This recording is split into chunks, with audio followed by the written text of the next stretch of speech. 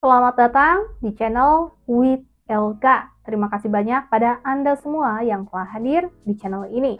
Semoga Anda semua selalu berbahagia dan selalu ada dalam berkah kesehatan, juga pelindungan dari Tuhan Yang Maha Kuasa.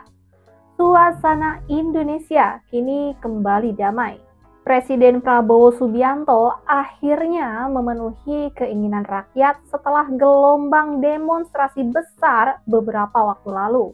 Media luar memberitakan efek aksi di Indonesia disebut menyebar di seluruh unjuk rasa internasional. Di Malaysia pun seorang politisi bahkan mengancam akan melakukan hal serupa seperti di Indonesia jika pemerintahannya tak mendengarkan rakyat. Sementara di Timor Leste ada kabar terbaru. Terjadi demo besar menolak pembelian mobil DPR. Mari kita simak video selengkapnya. From Nepal to France, from the Philippines to Australia, young people were moved by the same thing: Indonesia. What started as protests on the streets of Jakarta, with students waving not only national flags, but also anime banners, posters, and creative signs, turned into a picture of resistance that others could recognize. They saw courage, humor, and anger mixed together, and they borrowed it. In Kathmandu, in Paris, in Manila, even in Sydney, the echoes of Indonesia's fight appeared again. Indonesia was no longer only protesting for itself, it had become the spark for a global movement. The government is complicit in that process, and yet they're the people walking free and arresting people here who are opposed to genocide. We need to change the law. It's ridiculous. We're called terrorists, and it's absolutely stupid and ridiculous. Berani bersuara ya. I'm here for the second time as well. I'm here because for the last 2 years we've stood by while 20,000 and more children have been murdered by the Israeli state, using weapons that we provide as well. The ban is the latest in a series of government measures criminalising protest in the UK, condemned by civil rights groups and the United Nations. Police are here are complicit in the United Kingdom losing free speech. Yeah, of course they are, mate. Of course they are. We ain't got no free speech no more. There's no free speech. It's a joke. It's a joke. Dan insya-Allah dengan adanya perbahasan-perbahasan cadangan-cadangan daripada semua perwakilan akan kita bawa bersama untuk kita genggam dan kita laksanakan bagi meneruskan perjuangan ini, untuk meneruskan perjuangan dalam menuju ke PRU 16 insya-Allah. Kalau kita melihat kepada jiran kita, jiran negara kita, Indonesia, dan yang terkini Nepal, bagaimana rakyat mereka menyatakan hak dan keadilan mereka turun ke jalanan. Tapi kita di Malaysia belum sampai tahap untuk melakukan rusuhan begitu. Tapi awas kepada kerajaan Madanon, kepada PMX, jika anda terus menekan rakyat, benda yang sama akan berlaku kepada negara ini. Setuju tak setuju? Tapi kalau boleh kita berdoa supaya ia tidak berlaku begitu. Situasi negara hari ini seperti mana yang sahabat-sahabat semua maklum, kita berada dalam keadaan yang begitu dihimpit.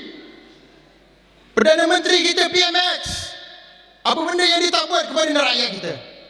Semua benda dihimpitnya, semua benda ditekannya, semua benda disusahkan kepada rakyat.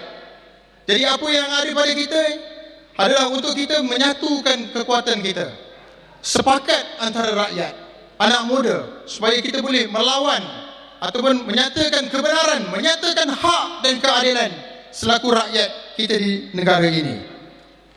Terlalu banyak isu-isu yang berlaku dalam negara kita dengan ketidaktentuan ekonominya, ekonomi yang masih rapuh, rakyat dihimpit dengan kos sara hidup yang sangat tinggi. Kos ingin memiliki sebuah rumah pun sangat tinggi, dengan masalah pengangguran pun yang sangat tinggi, dan macam-macam lagi beban dan kesusahan yang diberikan kepada rakyat ini. Kalau dihimpunkan semua masalah ini, dia menjadi satu beban dan masalah yang sangat berat kepada rakyat, sehingga kan kita kalau dapat melihat dalam situasi negara kita, telah berlakunya perhimpunan turunnya Anwar.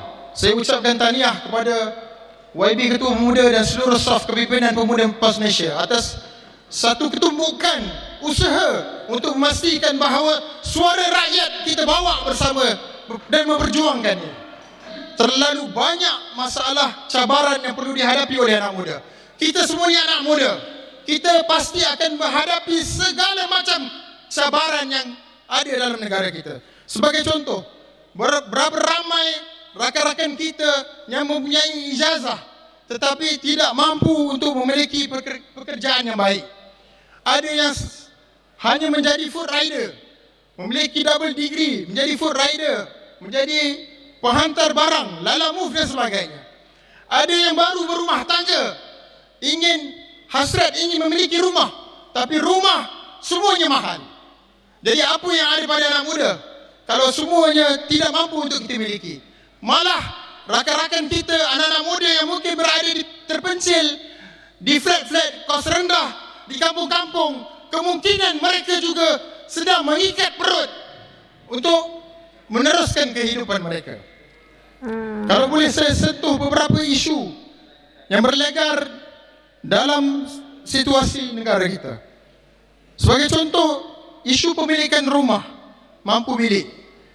Kalau berdasarkan maklumat yang diberikan oleh Pusat Maklumat Harta Tanah Negara, harga median sebuah rumah sekarang pada suku pertama 2025 berharga lebih kurang 359,000.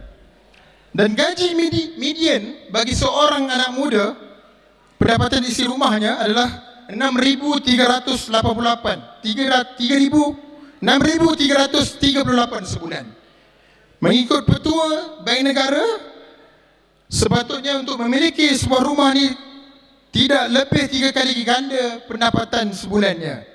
Tapi nisbah yang berlaku dalam negara kita, rakyat kita, isi rumah kita mempunyai 4.72 kali ganda, jauh melebihi garis panduan Bank Negara Malaysia.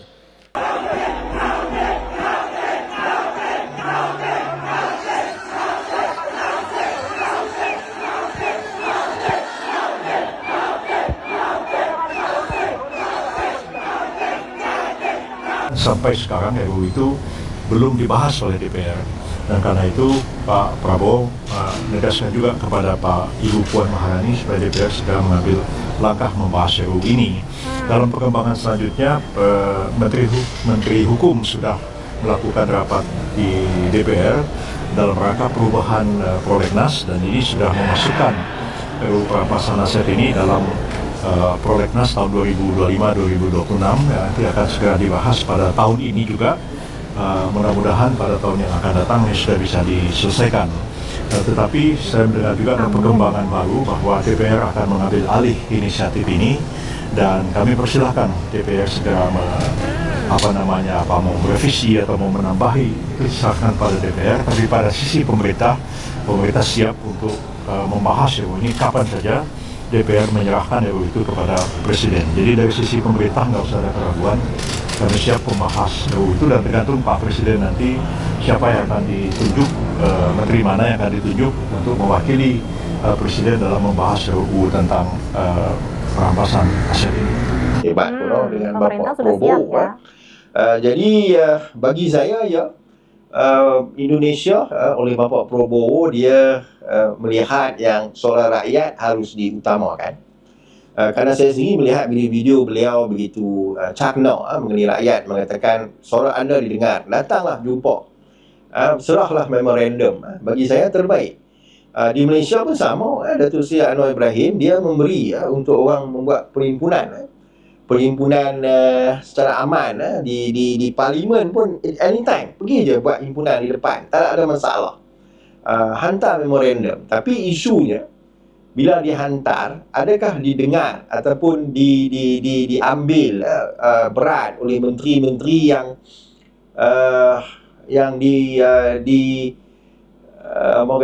yang dimaksudkan, yang mana orang menghantar memorandum, terutamanya Menteri Pendidikan. Adakah dia mengambil cakna tentang memorandum itu dengan pergi berjumpa, mengambil libat urus. Tapi apa yang saya nampak, pegawai-pegawai mereka yang lebih. Jadi dalam isu Bapak Prabowo dan dia melihat ini adalah peluang yang terbaik untuk mengembalikan keyakinan rakyat. Di Indonesia hingga mancanegara, gelombang aspirasi rakyat menunjukkan bahwa demokrasi bukan hanya milik satu bangsa, melainkan suara universal yang bisa menggema ke seluruh penjuru dunia. Kini tantangan terbesar yang harus dihadapi oleh para pemimpin di dunia adalah mendengarkan dan merangkul keinginan rakyatnya, sebelum suara itu berubah menjadi tekanan di jalanan. Semoga Indonesia senantiasa aman, tentram, dan sejahtera, serta tetap menjadi bangsa yang kuat dan bermartabat di mata dunia. Sampai di sini with LK teman waktu Anda, semoga bermanfaat untuk Anda semuanya. Sampai jumpa lagi di next video, terima kasih banyak.